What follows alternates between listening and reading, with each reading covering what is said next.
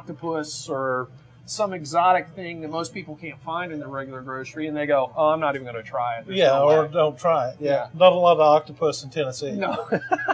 So, but we got lots of chicken. We got lots of chicken. We have lots of pork, and we have lots of cheese. So what we have here is a skin-on chicken breast. All right, boneless. This is a boneless, but it's called an airline breast, because we still got part of the wing with the bone in it on the side. You could do it with the bone. You know, would actually make it taste better. The bone and the skin staying on the chicken is going to make it more flavorful. But for our application that we're using is the airline breast. All right. Part of the bone in the wing. Okay. It also has our house-made capicola, which is made from pork loin. And then local Kenny's Farmhouse Havarte cheese for the cheese. So, and we're using a molasses and hickory char dust that you can actually order offline, or you may be able to find it at a specialty store. Okay. Now, is that something that you guys do? Is that part of your Bubba baskets, or? Actually, no. Okay. We bring that in from an outside vendor and use it. But it's not a Bubba basket product. Okay. All right. Now, there's one thing I do want to point out, and you had mentioned that this is a play off of cordon bleu. That's correct. It doesn't have to be the same old, just by using a little bit different ingredients. It changes the whole flavor profile of the meat.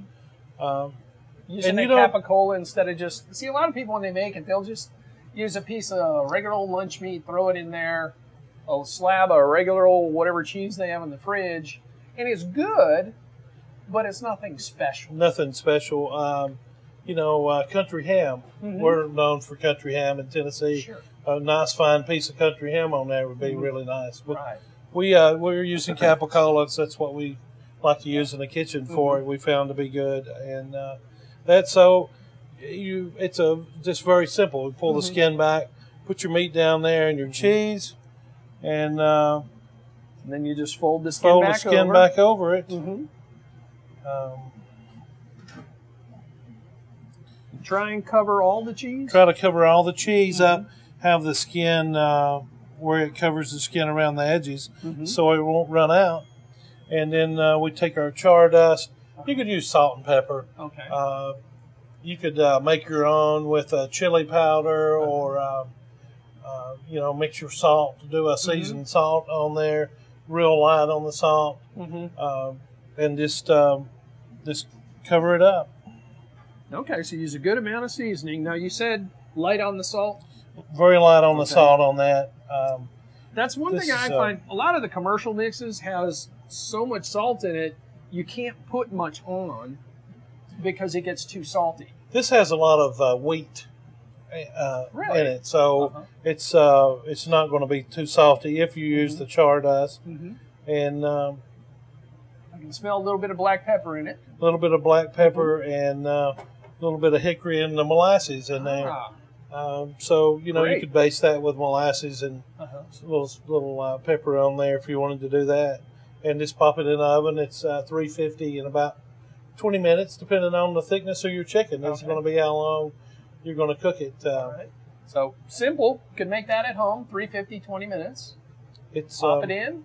Pop it in the oven, and that's pretty much it. All right, while the chicken breast is in the oven getting a tan. Yep. We're going to make the vegetables that will garnish and go with the chicken breast. What we're using today is rutabagas and carrots and fennel tops. We're not using the bulb of the fennel. Right. We're using the top of the fennel, the stalk. Now, why would you do that? It's a little bit milder flavor than the bulb itself, and that's usually the part that people cut off and they throw it away and they don't use it. But we do use it. We enhances the root vegetables nicely. So it gives you a little bit of pizzazz, but it doesn't overpower. It doesn't overpower your carrots or rutabagas or parsnips, whatever you happen to be cooking. simply cut up, and we boil the root vegetables down a little bit to an al dente, a little bit before al dente actually. And then we'll take our fennel and cut it up, toss them lightly in some oil. Just a quick saute. Well, actually not. They're going to be roasted. So you just toss them a little salt, pepper, and put them in the oven and roast them. Bring out for it's a nice side dish with anything really, fish or poultry or beef. Well, I really like that tip that you gave about pre-cooking them a little bit, because I know that I have a little bit of trouble when I roast root vegetables getting them done, especially if I've got a mix. Some things cook a little faster than others. Or they'll look like they're burnt up if you have one done and one's not. So if you'll boil them and pre-cook them somewhat and then roast them off, then you're perfect. Excellent. Another idea with that, you could toss that in a balsamic reduction. You know, if you want to take that on to another flavor profile for that. Right. Now, you had mentioned using the fennel tops. I've been noticing, fennel in leeks a lot in the recipes. For some reason, that seems to be kind of a trend. More older vegetables are coming back. Jerusalem artichokes is another one that's coming back. Or sunchokes, they're called now. Very old vegetables, been around, but a lot of things are coming back. Do you think that that's probably kind of part of the trend? And I know there's probably no right answer, but don't you think that's kind of the trend of eating locally and farmers market and kind of these hobby farmers that are willing to take a risk on a less known vegetable? Or in a smaller market. Or a smaller market. And it doesn't cost as much to grow with that. But exactly, and us as consumers and cooks get to benefit from it. Yeah. So we get to experience some new stuff that's old and new again. Right. All right, here we have it. The Mocara stuffed chicken breast. And look how beautiful the, what did you call the dust? Hickory molasses char. Char. Look how beautiful that comes out on there when it comes out of the oven. You got the little, is that the demi-glaze? The little demi on there. Little demi. Your root vegetables. Beautiful presentation. And it smells good, too. Okay, and let's talk about a step above. Ed? A Mocara's banana pudding. Banana pudding. With our play on a banana's Foster with the praline sauce. And our vanilla wafer. That you make here. Oh, yeah, we make in-house, as well as our chocolate orb, and then that's filled with a banana pudding inside. Yeah, it'll be worth coming here just to have that. So, well, Ed, thank you so much for having us in, sharing all this incredible food with us. If somebody wants to get in touch with you, how would they get a hold of Two Fat Men?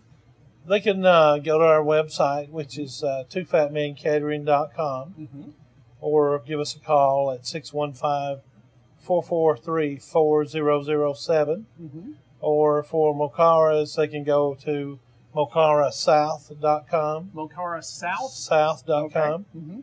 And the phone number for the restaurant is 615-449-2088.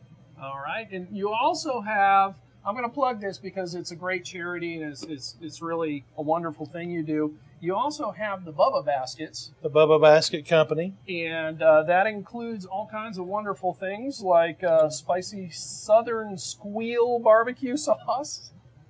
And tell us about some of the other things. It comes with different jellies and jams, corn relishes. We even have our stuffed monkey that you can actually get, and it comes in a galvanized tub or a basket. And stuffed monkey? Yeah, we the play off the monkey that. The barrel of monkeys? No, and the monkey died in outer space before they went up to the moon. That was in 1968, I believe, is what it was. That was my favorite toy growing up, with the sock monkey. Yeah. Oh, okay. But we give 10% of the proceeds from that company to one of our local charities here. Okay. So that's sort of how it came about. It's products that we use, but they're products that can be purchased as well. All right. Well, great. Now, that's not a real monkey serving. Oh, no. Just it's a sock monkey. Okay. Sock monkey. Well, Ed, thanks for having us in. I know you're in a rush to get everything ready for your big opening tomorrow, but I really appreciate you having us in. Thank you. Thank you. If you've got a great recipe or a really cool place we need to check out, check us out on the web. It's yourplatesormine.net. Don't forget to send us an email, and who knows, we may come cook with you or feature your favorite place.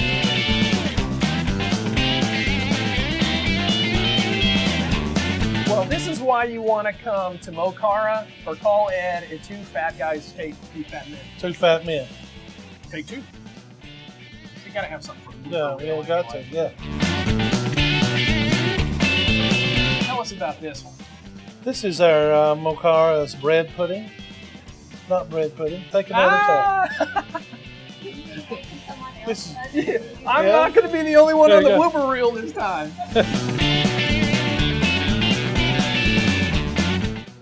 Well, this is why you want to come to Mocara or call Ed at Two Fat Men Catering.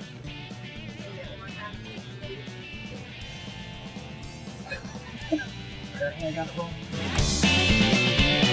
And put them under a vacuum and then cook them in a water bath for 48 hours. 48 hours. That's 2 days. And